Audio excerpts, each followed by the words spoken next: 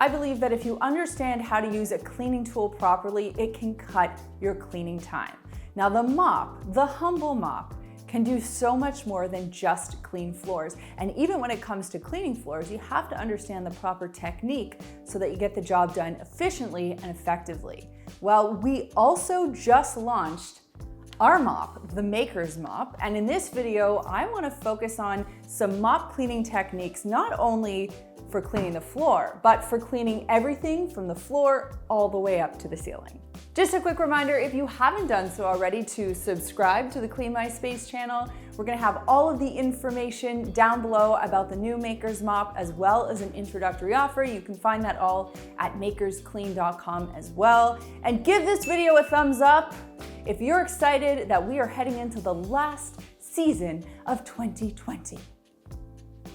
High dusting is one of those often forgotten cleaning jobs because who's looking up? But really that's where cobwebs and dust tend to build up, and it's an important thing to stay on top of. So using a mop like this is great because it's quite a bit less strenuous than having to, climb up a ladder and use a cloth to reach really, really high. So that's why these are great and cleaning pros love them. And now for low dusting. When it comes to getting underneath furniture that's otherwise difficult to move, sometimes you can't always get in there with a vacuum cleaner, which is why having a flexible cleaning tool like a mop with a flexible head and a dust pad will really solve your problem.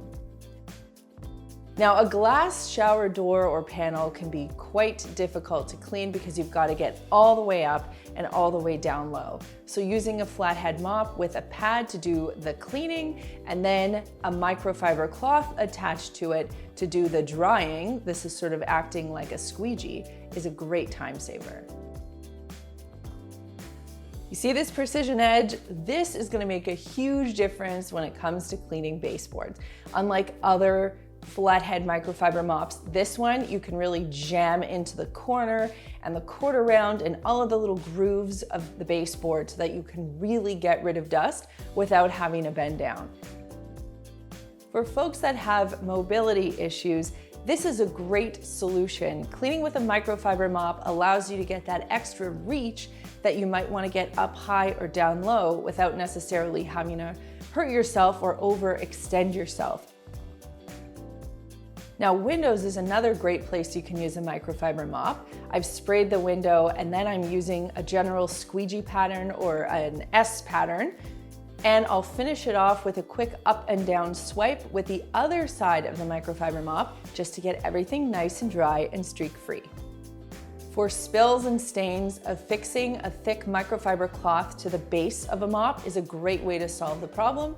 Now, I'm using a heavy-duty mop pad here to deal with some really stubborn stains. You would simply wet the mop or spray the stain and then give it a good scrub. Wall cleaning is something that we don't typically do on a regular basis, but if you've got a lot of fingerprints or dust, or if you're just moving into a place, cleaning a wall is necessary and it can feel daunting. So using a microfiber mop by just quickly treating it with some all-purpose cleaner and then using the W pattern to clean your wall is a great way to get the job done.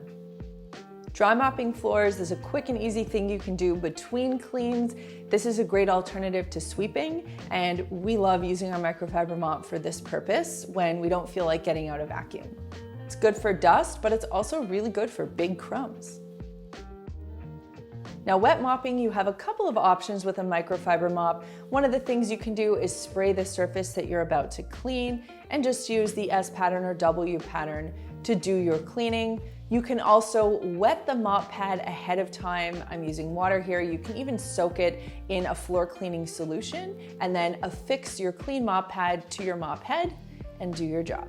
My goal here was to open your eyes to the multitude of uses that mops have, specifically the Maker's Mop. Now, like I said, if you want to learn more about it, there's a link down below, or you can visit makersclean.com. And because we're so excited about launching this amazing mop, we've got a special introductory price as well. And that leads me to this week's comment question, which is, and it's controversial, what is your take on the 5-second rule? Are you someone who believes if something falls on the floor, you can pick it up as long as it's within 5 seconds and eat it?